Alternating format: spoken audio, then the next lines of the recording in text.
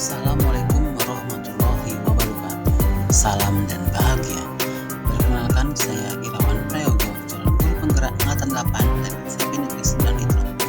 Kali ini saya akan memaparkan aksi nyata modul 1.4 penerapan dan diseminasi budaya positif di sekolah. Selamat menyaksikan. Warahmatullahi wabarakatuh. Salam sejahtera untuk kita semua. Tarikun. Pertama-tama adalah kita panjatkan bersyukur kita kepada Allah sehingga kita bisa berkumpul di tempat yang indah ini. Terima kasih atas waktunya. Di sini merupakan salah satu tugas saya untuk mendefinisikan budaya positif. Apa sih budaya positif sekolah kita? Akan kita bahas kemudian. Next. Ibu setuju? Apakah ibu bapak setuju? Bilang. Satu, pemberian hukuman dapat mendisiplinan murid. Apakah setuju? Tidak. Ada setuju? Ada tidak? Setuju. Tidak. Oke, lanjut. Pemberian hadiah dapat meningkatkan prestasi murid. Setuju? Oke. Guru harus mampu memberikan solusi untuk setiap murid yang bermasalah. Setuju semua? Oke. Guru berperan sebagai teman bagi murid. Setuju? Oke, nanti kita akan bahas di pertemuan di materi selanjutnya. Sekarang lanjut. Ini kalau tematik ya, jadi nanti kita akan temukan jawabannya. Sekarang kita ke positive mindset atau pemikiran positif. Kira-kira apa itu budaya positif? Yaitu perwujudan dari nilai-nilai atau keyakinan universal yang diterapkan di sekolah. Kira-kira budaya positif apa? Nilai-nilai positif apa yang mudah diterapkan di sekolah kita? Salat berjamaah. Terus lagi tata krama, oke? Gotong royong, disiplin, oke? Apa? Senyum, salam, sapa, oke? Itu merupakan salah satu budaya positif di sekolah kita. Kemudian lanjut.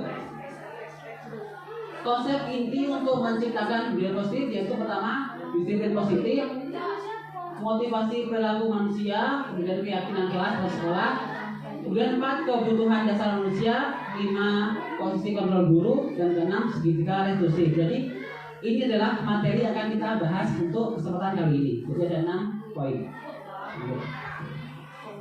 Sekarang kita games. Cobalah buka. Jadi Bapak Ibu silakan genggam tangannya satu. Cobalah buka. Kanan kiri boleh. Jadi satu aja. Jadi kanan kiri. Jadi berpasangan, satu orang mengembangkan tangan, yang kedua adalah menyuruh temannya membuka tangan. Ibaratnya situ ada sesuatu yang berharga. Jadi Bapak Ibu tuh merayu temannya suruh membuka. Dipaksa gitu. Ya. Terus adalah mengembangkan satu tangan Anda. Coba Anda bayangkan bahwa Anda menyimpan sesuatu yang sangat berharga di dalam kepala tangan Anda. Anda perlu menjaga benda tersebut sekuat tenaga karena begitu pentingnya untuk kehidupan Anda. Jadi anggap aja ini sesuatu yang berharga dalam kehidupan Anda. Kemudian teman yang satunya mencoba dengan cara untuk membuka kepala tangan Anda. Jadi satunya itu mencoba membuka kepala tangan. Bisa membujuk, menarik, mengintimidasi, memarahi. Jadi yang kedua itu boleh memaksa. Oke, udah cukup ya. Kira-kira Bapak Ibu mau buka nggak? Mau buka kepala tangan nggak?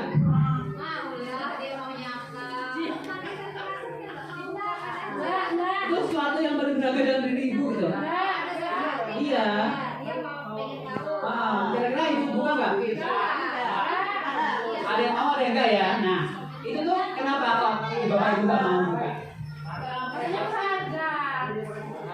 Karena adanya kenapa? Kalau saya mau aja Oh aja. Bisa. Jadi itu adalah karena ada apa? Karena darahnya dari kontrol diri kan. Jadi kalau diri sendiri kan. Jadi kalau kita sendiri buka berarti dibuka kan. Kalau kita walaupun dipaksa, kalau kita yang nggak mau kan kita nggak mau. Tapi walaupun kita nggak mau, tapi kalau kita udah buka kan.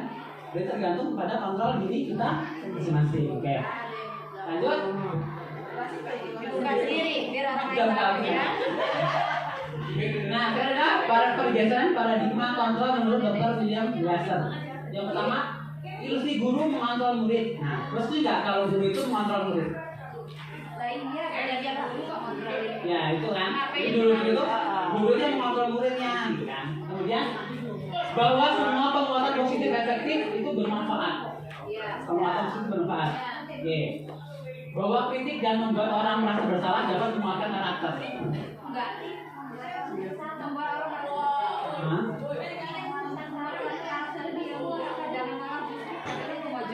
Ya, oke. Ilusi bahwa orang dewasa memiliki hak memaksa. Benar ya, biasanya. Jadi udah masuk sepatu udah merasa kamu harus memaksa. Gitu. Itu adalah paradigma kotor yang sudah terjadi di mengontrol diri sendiri. Jadi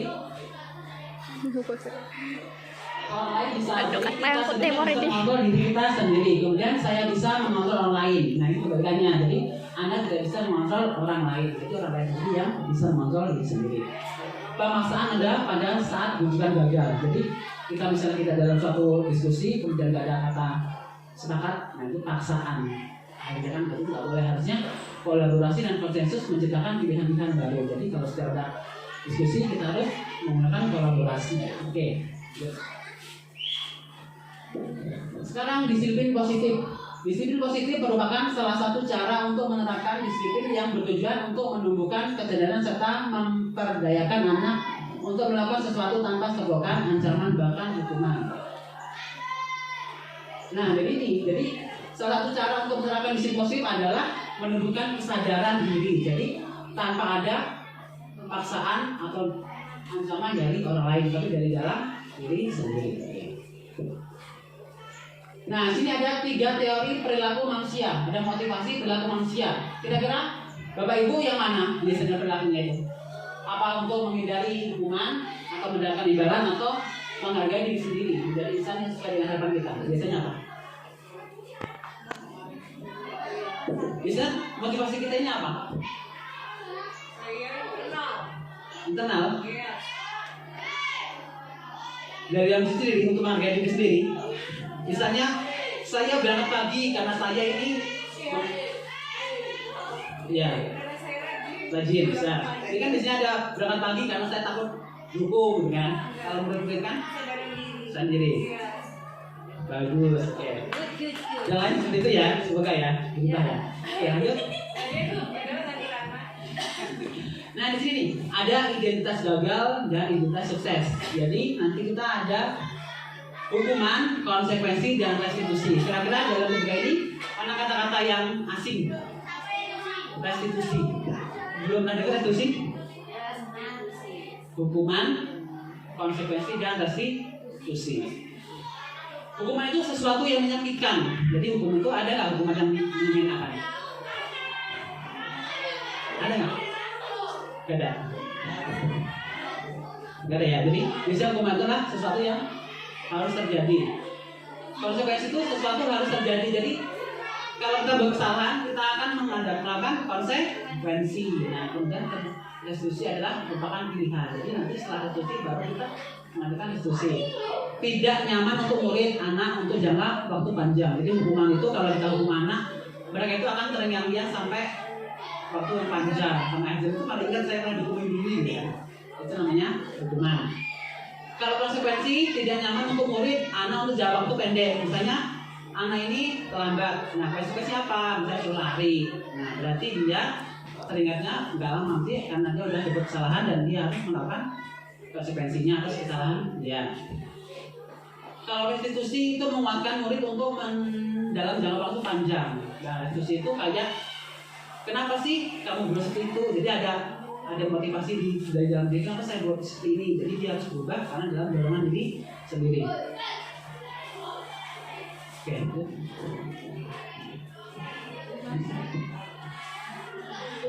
Berdasarkan bagian di atas, berikut adalah penjelasan tentang hukuman, konsekuensi, dan restitusi. Jadi hukuman itu tidak terencana, bersifat satu arah, bisa berupa hukuman fisik, psikis, atau kata-kata kasar. Biasanya kalau kita hukuman kan nggak sengaja kan, nanti nggak terencana. Jadi kalau saya ketemu siswa, saya langsung dihukum. Kamu gini, gitu kan? Langsung tanpa terencana. Kalau konsekuensi bersifat terencana, sudah disepakati, bentuk-bentuk konsekuensi dibuat oleh pihak guru atau sekolah. Jadi kalau konsekuensi itu sekolah itu udah membuat peraturan, misalnya kalau terlambat berapa menit itu hukumannya, konsekuensinya apa, itu jadi udah terencana oleh sekolah. Tapi kalau restitusi, proses menciptakan kondisi bagi murid untuk memperbaiki kesalahan mereka sehingga mereka bisa kembali ke kelompok mereka dengan karakter yang lebih kuat. Jadi restitusi itu adalah mereka memperbaiki diri mereka sendiri. Jadi mereka tahu kesalahannya apa, bagaimana cara untuk memperbaiki diri itu dari dalam diri mereka sendiri.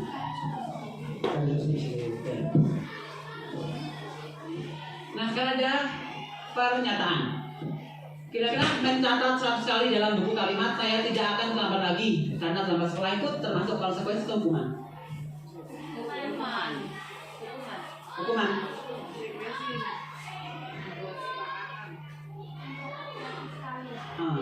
Konsekuensi hukuman. Hukuman. Oke. Lari mengelilingi lapangan basket 2 kali karena terlambat hadir di sekolah. Hukuman. Ya. Murid diminta untuk book up 12 kali karena tidak menggunakan masker ke sekolah. Hukuman. Ya. Menggantikan kertas tugas teman yang telah dicoret-coret. Konsekuensi dia karena dia telah melakukan sesuatu yang salah. Membersihkan tumpahan air di meja tulis karena tersenggol pada saat belajar. Konsekuensi. Lari mengelilingi lapangan basket 2 kali karena terlambat 10 menit untuk belajar dicoba. Konsekuensi. Kenapa? Nah, jadi dia karena dia melakukan kesalahan 10 menit, jadi dia konsekuensi dia harus menggantikan jam yang kurang. Nah, misalnya kita masuk kelas 10 menit, masuk kelas sekolah 10 menit, berarti nanti menggantikan waktu istirahat ke waktu keluar gitu. Jadi konsekuensi itu menggantikan. Kalau hukuman itu dia tuh karena sesuatu. Oke, paham?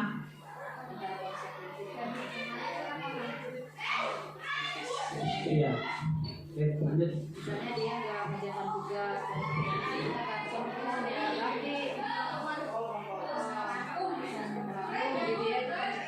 ya, konsekuensi.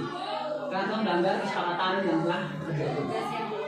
Sekarang hukuman atau konsekuensi. Jadi sesuatu yang menyakitkan harus terjadi, itu hukuman. Sanksinya konsekuensi harus terjadi. Membuat anak sakit fisik atau hati untuk jangka waktu lama. Sedangkan sanksi itu membuat anak tidak nyaman dalam jangka waktu pendek. Jadi kalau dia sekarang nyaman, dia akan berubah menjadi lebih baik. Anak membenci kedisiplinan karena dihukum, jadi dia dibenci. Tapi kalau konsekuensi, anak menghargai disiplin. Hukuman itu paksaan, kalau sanksi itu kalau stimulus tanggapan. Kemudian mendorong anak menyakiti diri sendiri, konsekuensi mendorong anak agar mudah menyesuaikan diri.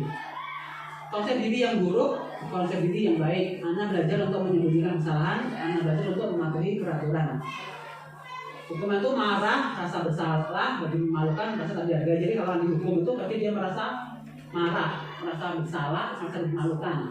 Sedangkan konsekuensi adalah kehilangan hak, dibuat tidak nyaman, diasingkan sementara waktu. Jadi kalau konsekuensi itu dia menjalani konsekuensi apa yang telah dilakukannya. Jadi, sekarang kita ke posisi kontrol guru. Jadi posisi kontrol guru itu ada 5. Yang pertama sebagai penghukum, yang kedua sebagai pembuat merasa bersalah, yang ketiga sebagai teman, yang keempat sebagai pemantau, yang kelima sebagai manajer.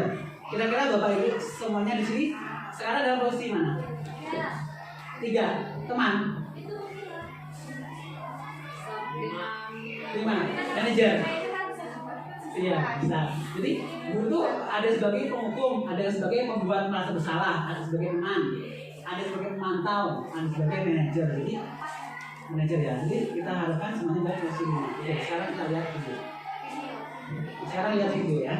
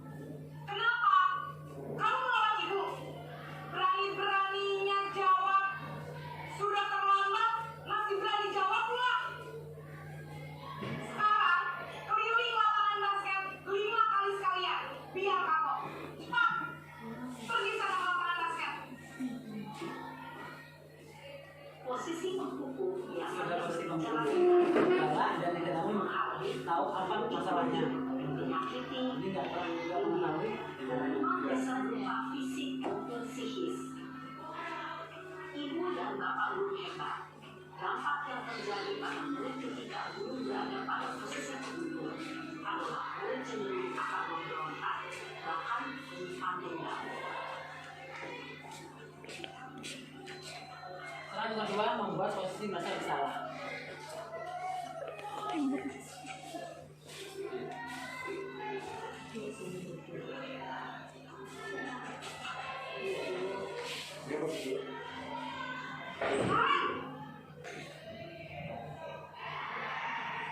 Selamat pagi, Bu. Naren, kamu kenapa terlambat lagi, nak? Ya Tuhan, Naren. Kamu senang ya bikin ibu susah ya? Kalau kamu terlambat lagi, nanti ibu yang ditegur bapak kepala sekolah, nak. Disangka ya aku tidak bisa membina kamu. Duh, gimana ini? Maaf, Bu. Duh, Gusti Naren. Kamu suka ya kalau ibu tegur bapak kepala sekolah? Terus, sekarang ibu harus tulis apa yang di buku absen? Ini kamu sudah sering terlambat loh. Ibu harus apa coba? Maaf, Bu. Maaf sekali. Ya sudah, lain kali jangan bikin ibu susah lagi ya nak ya.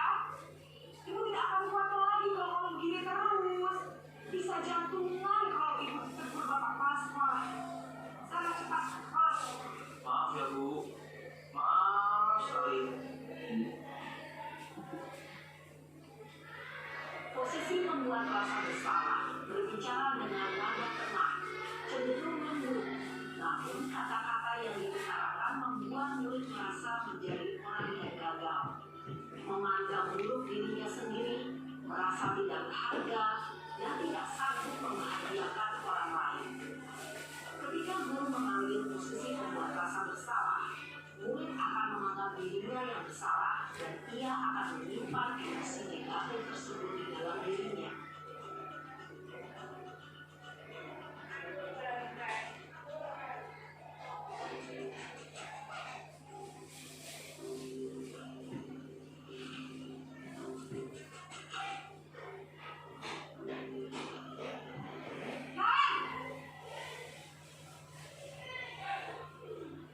Selamat pagi, Bu. Wah, sudah jam berapa ini nak? Ratu? Waalaikumsalam warahmatullahi wabarakatuh. Good morning, everybody. Good morning. How are you today? Halo student. Oke, good. Today, hari ini, bagi saya, kita baru pertama kali ketemu, oke? Oke. Kalian suka belajar di rumah atau di sekolah? Rumah. Oh, karena kamu belum menemukan sesuatu yang asik di sekolah, ya, betul? Betul. Oke, hari ini pertama kali kita masuk ke kelas baru sama sih, tapi kita naik ke lebih tinggi. Sebelum kita masuk kelas, I want to know what is your mission for this class? Ada tahu bahasa Indonesia apa? Misalnya, ada yang tahu nggak apa harapanmu di kelas ini nanti setahun depan? Kelasnya seperti apa? Kelas yang rapi, yang disiplin, yang bersih. Ya, bahasanya saya Ya, antisipasi. oke. Jadi boleh kalian tulis. Code. Oke, Job. matiin dulu.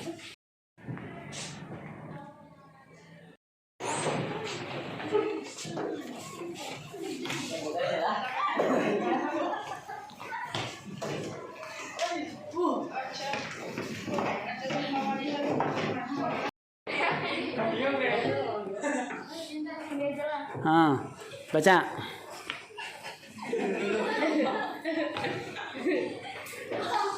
Terhadap masih saling menghargai dan tidak membeda-bedakan. Oke, bagus lanjut.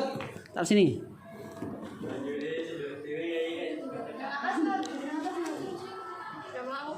Kelas impian atau harapan satu menjadi kelas yang lebih bersih, dua kelas yang tenang, kelas yang disiplin. Kemarin kenapa kamu tidak pakai seragam? Apa yang terjadi? Selamat pagi, maaf Pak, seragam saya sedang di laundry, saya belum sempat mengambilnya. Baik, tapi mengapa kamu tidak menggunakan seragam cadangan di rumah? Maaf Pak, seragam cadangan saya terlalu besar dan terlihat tidak rapi saat dipakai. Saya merasa lebih nyaman tidak menggunakannya. Saya mengerti bahwa memakai seragam cadangan mungkin tidak sempurna, tapi penting untuk mematuhi peraturan sekolah. Seragam sekolah adalah simbol identitas sekolah dan memberikan kesan keberagaman kepada siswa. Maaf Pak, saya memahami pentingnya seragam sekolah, tapi saya merasa kesulitan dan tidak nyaman dengan seragam cadangan yang tersedia. Apakah ada solusi lain yang dapat kita temukan?